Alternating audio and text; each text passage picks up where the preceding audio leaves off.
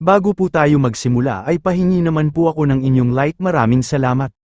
Habang pinagmamasdan pa ni Yeon Song at Kim Duk-ja ang ginawa nilang butas ay pinakita naman ng taong nagmamadali sa paglalakad. Sa pagmamadali ay tila napansin naman iyon ng dalawang ito at dali-dali ding naging alisto. Di nagtagal ay may isang boses ang narinig ang dalawang ito na tinatawag ang pangala ni Kim Duk-ja na nakilala naman itong dalawa. Dito ay nagtanong si Kim Duk-ja kung nagawa na ba daw ng kausap ang kanyang pinapagawa dito. Sumagot naman si Hwee-won na kasama si Sang-gao at Hil-yong ng oo at yun nga daw ay nagawa niyang lahat. Masaya pang sinabi ni Hwee-won na hindi daw niya naisip na masisira ang room sa paghampas nila sa sahig na may room hanggang sa ito ay gumuho na makikita naman natin sa larawan. Kasunod noon ay sa isip ng ating bida na nakiusap daw siya kay Sang-gao, Hil-yong at Hwee-won na sirain ang mga maliliit na green zone maliban nga daw sa green zone na tinatambayan ni Pildo. Sa narinig ni Kim Duk-ja na report ni Hwee-won ay natuwa ito dahil tagumpay ang kanyang plano. Kasabay noon ang bulyo ng Dokkaebi dito sa kanyang isip na tinatanong kung ano daw kaya ang iniisip niya na tinawag pang ang baliw sa galit nito, na sa lakas pa nga ng bulyo ay nagsanhi ng pagsabog ng eardrum ng ating bida. Ngunit patawa-tawa lamang doon ang ating bida na makikitang tinakpan pa nga ang tenga na parang naririnig niya ito mismo. Ang mga kasama naman niya ay makikitang parang nawiwirduhan na naman sa nagyayari sa kanya. Patuloy nga siya sa pagtakip ng tenga dito dahil sa lakas ng boses ng Dokkaebi na galit na. Sinasabi pa sa kanya na ang lahat nga daw ng Dokkaebi sa Chungmuro ay nagagalit sa kanya dahil sa kanyang ginawa. Sinabi naman ni Kim Duk-ja na huminahon ito at babaan ang boses dahil rinding-rindi na nga din daw ito dahil sa mga notifications na galing sa mga constellations. Pinaalala naman ni Dokkaebi Biyong kung nakakalimutan na daw ba ng ating bida na hindi lamang channel niya ang nakasubaybay sa nangyayari sa Chungmuro, at kasabay nga noon ang makikitang sunod-sunod na mensahe ng constellations na sinasabing si Prisoner of the Golden Headband nga daw ay sobrang saya sa naging resulta ng kanyang plano. Habang si Bald Leader of the Peasants Army naman ay namangha sa ginawa niyang paghihimagsik at si Abyssal Black Flame Dragon naman daw ay sobrang nagustuhan ang ginawa niyang kaguluhan. Marami pang ang mensahe ang dumating kasunod noon at mula doon ay nakatanggap siya ng 300 coins bilang regalo. Habang makikita na nga natin dito ang napakalaking si Pildo na inaalalayan ng python nitong Alip Oras ay sinabi ni Kim Duk-ja kay Biyong kung kaninong channel pa ang nakasubaybay sa kanila. Samabot naman si Biyong na yung channel nga daw ni Biryu. Nagtanong naman si Kim Duk-ja kung yun ba daw ang Dokkaebi na saglit na pumalit sa kanya noong saglit sit ang nawala. Nagtanong pa nga dito si Kim Duk-ja kung anong klase ang mga manunood ni Biryu. Sumagot si Biyong na yun nga daw ay mga thrill seekers. Kasunod nga noon ang pagkapansin ni Duk-ja sa dumating na may kulay pulang nakasabit sa gamit nito. At dito nga ay pinakita na ang dumating pala ay si Jiyen na tinanong pa ni Kim Duk-ja kung nagawa niya ang kanyang pinapagawa. Masaya namang sumagot ang dalaga ng oo at hindi man lamang daw siya pinagpawisan. Sa isip pa nga ni Kim Duk-ja na pinakiusapan daw niya si Jiyen na tulungan siya na sirain ang mga green zone na may capacity na 5 at 8. Yun nga daw mga area na iyon ay mahihirapan sina Hwee-won na gawin at dahil nga daw isa siyang disipulo ni Jung-hyuk at incarnation ng isang sacred hero ay madali lamang sa kanya iyon. Dito nga ay napansin nila na parang may parating kaya naman na sabi ni Jiyen na dumating na nga daw ang mga galit na tao dahil sa ginawa nila. Kaya naman dito ay mula sa itaas pang bahagi ng station ay dumating ang mga gorilyang ito na galit sa isang babae at sa galit pa nga nila ay gusto na nila itong patayin. At dito nga ay napatigil na naman ang mga taong ito dahil sa hindi nila inaasahang nangyari sa lugar. Nakita nila ang grupo ng ating bida at sa tabi nila ay wasak na rin ang pinakamalaking green zone na pagmamay-ari ni Pildo. Agad din namang naghanda doon sa laban si Hwee-won kasabay ng pagsabi ni Biyong kay Kim Duk-ja na yari na daw ito. Kasunod noon ang di inaasahang agarang pagsisimula ng senaryo na may titulong Bounty Hunter. Nagulat nga doon ang iba ngunit ang ating bida ay nananatiling kalmado na tila alam na sa ginawa niya ay eksaktong yun ang pwedeng mangyari. Sinasabi nga sa senaryo na iyon ay isang bounty hunter at assassination may kategorya itong sub at may hirap na C, para naman matapos ito ay sinasabing ang mga constellations nga daw sa channel ni Biryu ay nagalit sa incarnation na si Kim Duk-ja na nasa Chungmuro. May time limit itong 10 minuto at may reward na 2,000. Ang hindi naman makakagawa nito ay walang matatanggap na kaparusahan. Kaya naman mula nga doon ay nag-init na ngang lalo ang lahat ng tao sa Chungmuro, ngunit itong si Jie ay ayaw mapasali sa nalalapit na gulo, kaya naman nagpaalam na ito kay Kim Duk-ja habang sinasabing hindi daw niya ito matutulungan sa oras na iyon. Si Kim Duk-ja naman ay ngumiti lamang habang pinipindot ang X button ng mensahe na parang walang halaga ito, kasunod noon ang pagsabi niya na hindi daw niya kailangan ng tulong ng dalaga. Habang nagkakangitian naman ang dalawang ito na parang natutuwa sa walang kwentang senaryo para maparusahan si Kim Duk-ja, ay pabirong sinabi ni Hwee-won dito kung makakakuha ba daw sila ng 2,000 coins kung papatayin nila siya. Sumagot naman ang nakangiting si Kim Duk-ja kung gusto ba daw niya, sumagot naman ulit si Hwee-won na umasa nga daw sila dahil kahit 20,000 pa nga daw ang reward ay pag-iisipan pa niya. Kasunod noon ang pagpresenta si Yeon Song na manatili lamang daw si Kim Duk-ja sa kanyang likuran, at siya na ang bahala sa mga kalaban na ikinatuwa naman ni Kim Duk-ja na meron na siyang loyal na mga kasangga. Habang tinitingnan pa nga ni Duk-ja si Yeon Song ay sinilip nito ang stats nito at nakita niya ang mabagal na pagtaas ng stats nito, kaya naman tinanong na niya ang lalaki kung ilang beses pa ba niya kayang magamit ang skill na Great Mountain Crush. Sinagot naman iyon ni Yeon Song na yun nga daw ay sagad ng 2 beses niya lamang magagamit sa kasalukuyan, habang makikita naman natin ang pagdating ng 2 emo na ito galing sa baba na gustong banatan si Kim Duk-ja dahil sa reward nitong 2,000. Sa unti-unti ngang pagdating ng mga tao para banatan si Kim Duk-ja at makuha ang 2,000 coins na reward, ay makikitang nabahala na itong batang si Hilyong na makikitang tumabi na kay Kim Duk-ja para protektahan ito. Ngunit hinawakan ito sa balikat ni Kim Duk-ja at sinabing huminahon ito, dahil sigurado daw siya na hindi sila ang makakalaban ng mga iyon na kinagulat ng bata na parang iniisip na may kakaibang plano na naman ang kanyang kaibigan. Pagkasabang ganon ni Kim Duk-ja ay sinabi nito sa kanyang isip na hindi nga daw niya masyadong matindaan kung anong chapter iyon, ngunit nabasa niya sa TWSA na si Jung Yok-yu nga daw noon ay nagwala dahil sa paulit-ulit na pag-reg race, at sinira niya ang lahat ng green zone ng oras na dumating ito ng Chungmuro. Kaya nga daw sa mga oras na iyon ay nakakasigurado siya na ang kondisyon ay magiging pareho. Pagkasabang ganoon nga ni Kim Duk-ja ay mga ilang minuto pa ay may notification na namang dumating na kinagulat ng lahat ng nakabasa, na sinasabing lahat nga daw ng green zone sa Chungmuro ay nasira na kaya ang main system nga daw ng senaryo ay nagkaroon ng overload. Dito nga ay pati si Panet Pildo ay nagulat dahil sa kasunod na notificasyong dumating na sinasabi na ang hirap nga daw ng kasalukuyang senaryo ay nabago base sa natitirang oras ng senaryo. At dito nga ay naging alisto na din si Kim Duk-ja dahil sa sinabi ng system na ang ikatlong main senaryo nga daw ay nabago. Pinakita na nga din dito ang bagong kondisyon ng ikatlong senaryo na may titulong Emergency Defense. Ito ay isang main senaryo na may hirap na B-. Para matapos ito ay sinasabing dahil nga daw nasira ang lahat ng green zone sa station ay ang lahat nga daw ng mga halimaw ay papakawalan na ng sabay-sabay, kailangan na daw nilang makaligtas sa gagawing walang awang pagpatay ng mga halimaw hanggang matapos ang nakatakdang oras. Tatagal nga daw iyon ng 8 oras na kung sino man ang makakaligtas matapos noon ay makakatanggap ng 1,000 coins at sa mga hindi naman magagawang magawa iyon ay talagang mamamatay. Kasunod noon ay pinakita ang napakaraming halimaw na galit at sabik na sabik manakit na hinaharangan ng isang barrier, ilang sandali pa ay nag-anunsyo na ang system na ang emergency defense nga daw ay nagsimula na. Sa biglaang pangyayaring iyon ay gulat na gulat ang mga tao at ang isa namang ito ay gusto nang lumayas ang kaluluwa sa takot, na natanong pa kung ano daw klaseng mga halimaw ang kanyang nakikita na makikita pa ang napakalaking oso. Sa hallway naman na ito ay makikita ang pagsagasa ng mga napakalalaking oso sa mga tao doon na hindi na malaman ang gagawin. Ang ibang tao naman dito ay nagtakbuhan na kung saan pwede para lamang mabuhay pa sila ng kaunti pang minuto habang nagsisigawan na sa sobrang takot. At dito nga ay kumilos na din ang grupo ni Kim Duk-ja at sa pagpulwasan nga nilang ito ay agad na inutos ni Kim Duk-ja kay Yeon Song na tumakbo ito sa kabilang hagdan na tinuturo nito, na agad namang sinunod ng lalaki at tinungo ng may buong tiwala sa kanyang kaibigan. Habang makikita ang ibang miyembro ng grupo kasama si Kim Duk-ja ay mabilis silang tumakbo sa isa pang hagdan, nang matanggo nila ang sapat na layo mula sa taas ng hagdan ay huminto na sina Kim Duk-ja at tinungo ng tingin ang mga alipors ni Pildo. Nagalit pa nga dito ang mga sumusunod sa kanila na pasigap ang sinabi kung bakit sila huminto, gusto ba daw nilang mamatay.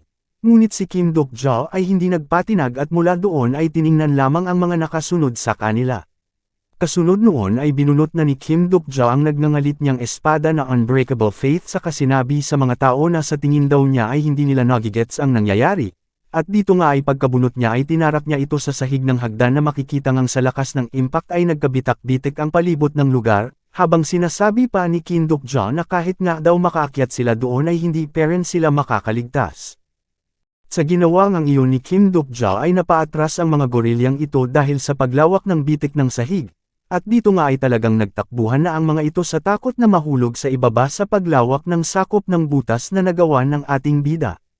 Habang nangyayari pa nga ito ay pasiga na sinasabi ni Kim Duk-jo na wala na nga daw room na natitira pa sa Chungmuro. At dahil nga daw doon ay meron na lamang silang isang paraan para mabuhay sa pagwawala ng mga halimaw. At dito nga ay pinakita kung gaano kalaki ang nagawang butas ni Kim Duk-jo sa hagdan para ito ay hindi na magamit pa ng normal na tao. Pasiga namang nagtanong ang mga lalaki kay Kim Duk-jo kung ano daw kaya ang gusto ng ating bida na gawin nila. Sumagot naman ito na syempre daw ay lumaban sa mga halimaw. Nang marinig iyon ng mga tao ay napamura ang mga ito at ang ngit-ngit sa galit. Sinabi pa nga ng nakablo na ito na tigilan na daw ng ating bida ang mga pakulo nito at wag na silang pigilan sa kanilang gustong gawin. Ang isa namang ito na parang galit na aso ay sinabi ding alam daw niya na ang ating bida ang sum-iron ng lahat ng room. At kasunod noon ay agad na nag-alek na magganap sila ng iba pang madaraanan at magmadali na nga daw sila. Sa signal ni Kim Duk-jo ay makikita naman natin itong bapakalaking kamao ba ito na may susentuking isang bagay na talaga namang pag nataman ay hindi sisantuhan. Nasabi pa nga nito na sa tingin daw niya ay may daanan pa silang magagamit para makaakyat. Kasunod noon ay narinig na lang sa buong lugar ang napakalakas na pagdagandong. Agad naman iyon narinig ng mga gorilyang ito na nanlumo na lamang sa nakita na natanong pa sa lalaki kung ano ba daw ang ginagawa nito na may boses na nagmamakaawa. Dito nga ay pinakita si Yeon-song na binanatan din pala ang natitirang hagdan ng kanyang Great Mountain Crush para hindi ito magamit, na talaga namang napahawak na lamang ang mga tao sa kanilang ulo sa panlulumo. Sa pangyayaring iyon ay napareklamo na din itong si Ji-ye na nasabi pa nga kay Kim Duk-jo na maghunusdili ito. Dahil hindi naman daw yun ang dapat mangyari base sa sinabi niya na mangyayari dahil sa pagkawasak nga daw ng dalawang hagdan ay talagang malilipil ang mga tao doon. Agad naman yun sinagot ni Kim Duk-jo na alam daw niya iyon kasunod ang paglabas ng napakalaking libro sa likuran nito, na kinagulat ng malala ni Ji-ye dahil sa una nitong pagkakita sa uri ng abilidad ng ating bida. Lumabas na nga din dito ang anunsyong pag-activate ng kanyang personal skill na bookmark. Sa pagbukas nga ng napakalaking libro na iyon ay lumabas din ang mga pamimilian na skill na pwede niyang pagsamantalang mahiram at magamit. Sa una nga ay ang Delusional Demon ni Nam-woon Kim na may understanding na 35 at ang pang-alwa ay ang Steel Blade ni Yeon-song Lee na may understanding na 65, at ang huli ay ang Unsight ni In-woo Chian na may understanding na 20. At sa pagkakataon ngang ito ay pinili ng ating bida ang bookmark number 3 at makikita ngang nag-activate na din ang Unsight skill na may antas na 2 ni In-woo Chian, na magagamit lamang niya ng 5 minuto.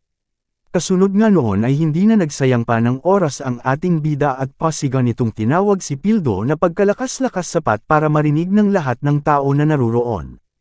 At sa pagkakataon nga na iyon ay makikitang pinakinggan na ni Pildo ang sasabihin ni Kim Duk-jo na parang alam na niya ang lakas ng ating bida ay hindi rin biro. Sinabi ni Kim Duk-jo dito kung tatayo lamang ba daw ito doon gaya ng ginagawa niya na parang tanga. Dagdag pa ng ating bida na kung gusto pa nitong mabuhay ay gamit nga daw ang kapangyarihan niya ay makakayanan niyang mailigtas ang lahat na nariroon. Nang marinig pa nga iyon ni Pildo ay nainas ito sa pag-akala na nagbibiro ang ating bida at ginagago lamang siya nito at hindi dapat sito nagpapadala doon.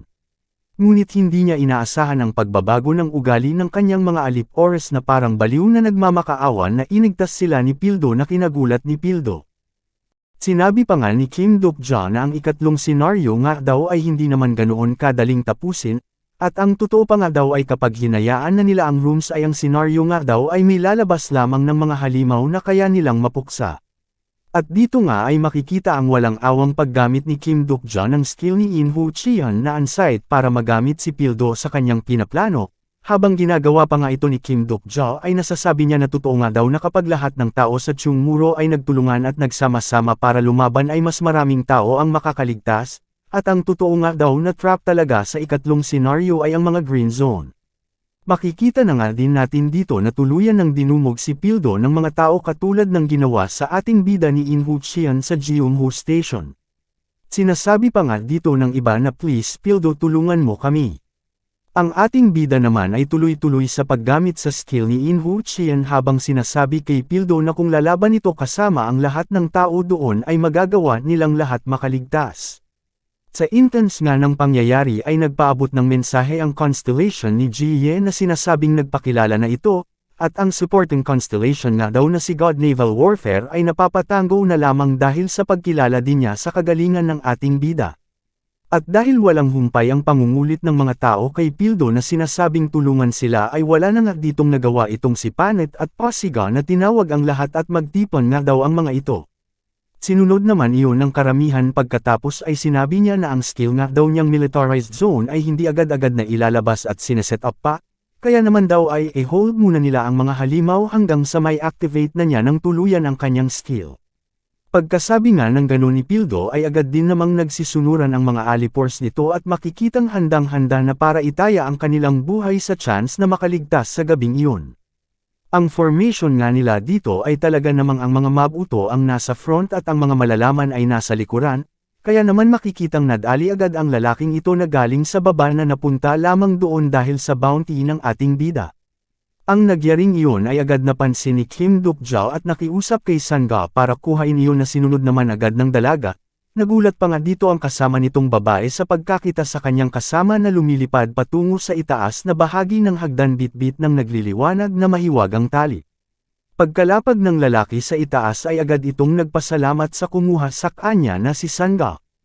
Ilang saglit pa ay nagkatinginan ang dalawang ito na may parehong iniisip kaya natanong ni Kim Duk-jao dito kung habil pa rin ba ng lalaki ang reward sa bounty hunter sub-scenario. Habang may ngiti sa mukha ng ating bida na parang may magagago na naman ito. Pagkasabi ng ganon ng ating bida ay sumunod naman ang anunsyong ang senaryo nga daw na bounty hunter ay naubos na ang oras at ang bounty nga daw sa ulo ni Kim Duk-jao ay naalis na. Kaya naman dito ay tinuwanan na lang ito ni Kim Duk-jao habang sinasabing nakakapanghinayang naman daw dahil kung kailan may chance na itong lalaki na magawa iyon ay saka naman nawala ang reward. Ininsulto pa nga ang lalaking ito ni Huiwon na parang nagnag-angas ito ay talagang babanatan niya. Si Hilyong naman ay makikitang asar sa lalaki na gusto-gusto rin itong banatan kung hindi lamang ito humingi ng patawad sa buong grupo. Makalipas nga ang ilang minuto ay sumigaw na si Pildo na pinapaalis ang mga tao na nakaharang sa kanyang gagawin. Sa lakas pa nga ng sigaw ni Panet ay narinig yun ng grupo ni Kim Duk-jao at pinanood ang mangyayari na makikita na nga ang kulay pulang liwanag na umabot sa kinaroroonan ni Kim Duk-jao. At mula nga sa maliit na kulay pulang square na ito sa paanan ni Pildo ay sa hudyat ng tuluyang pag-activate ng skill nitong private property na may antas na 3, ay makikita ang biglaang paglawak ng kanina ay maliit lamang na pulang square. Sa harapan ng napakaraming pasugad na halimaw na ito ay sa hudyat ng pag-activate ng stigma ni Pildo na militarized zone na may antas na 4, ay agad ding naglabasan ang maraming tower na pumulibot naman kay Pildo at agad na pinaputukan ang mga halimaw, na sa gigil pa nga ni Pildo ang napasigaw ito ng malakas laban sa mga halimaw na go to hell mga bastard. At mula nga doon ay isa-isang nagbagsakan ang mga halimaw na pumapasok sa militarized zone na nagsanhi naman ng pagbunyi ng mga alipors ni Pildo sa tuwa. Sa kapana-panabik nga na pangyayaring iyon ay dumating na rin sa lugar ng ating bida itong si Yeon-song na manghang-mangha sa abilidad ni Pildo. Nilinga naman iyon ni Kim Duk-jao na bahagyang nagulat habang si Huiwon ay natuwa sa nakita at agad na pinuri ang lalaki sa nagawa nito. Ilang minuto pa ang nakalipas at makikita natin dito na pinagpapawisan na ng maasim itong si Pildo na napansin naman ng isa sa kasama ni Kim Duk-jao, na nasabi pang ang skill nga daw nito ay parang masyadong nakakaubos ng mana. Kinumpirma naman iyon ni Kim Duk-jao na ang stigma nga daw talaga ni Pildo ay magastos sa mana ngunit sa mga oras daw na iyon ay sa tingin niya ay okay pa naman daw ito nang siya muna. At dito nga ay makikita natin kung gaano kalupit ang stigma ni Pildo na kahit anong pilit ng mga pangit na halimaw na ito, ay hindi sila makalusot sa sunod-sunod na pagpaputok ni Pildo ng kanyang mga towers. Nasabi pa nga dito ni Kim Duk-jao habang nanunood ay maupo muna daw sila saglit doon at damhin ang napakagandang tanawin. Sinabi naman ng isang kasama ni Kim Duk-jao kung pwede daw ba nilang gawin ang mga kanya-kanya nilang gustong gawin. Ang isa naman ay nagpasalamat dahil sa wakas nga daw ay madidagdagan na niya ang kulang niyang tulog kaya tutulog muna ito. Dagdag pa nga nito kung sigurado ba daw si Kim Duk-ja na okay lang na maging kampante sila ng kaunti. Masaya namang sinabi dito ni Kim Duk-ja na naupo na namnamin daw nila ang pagiging swerte nila na nakasama nila siya. Sumagot naman si Hwaewon at patanong na sinabi kung paano naman daw ang mga nasa baba nila. Tumingin na lamang nga doon sa kanya si Kim Duk-ja at sinabing wala nga daw siyang magagawa sa mga iyon dahil sa tingin niya ay ang mga iyon ay hindi swerte katulad nila. At dito nga ay ramdam na talaga ni Pildo na para itong napag-ano ng mga bakla na ramdam ang sobrang bilis na pagkaubos ng kanyang mana reserve, ngunit ang mga halimaw ay tila hindi nauubos at parami pa ng parami. Kaya naman makikita nating napasigaw na ito dahil sa pakiramdam na hindi pa niya makita ang katapusan ng senaryo kahit anino man lang. Pagkatapos po noon ay doon na din po muna nagtatapos ang ating episode, ang nakikita naman po ninyo ay ang ating susunod na episode,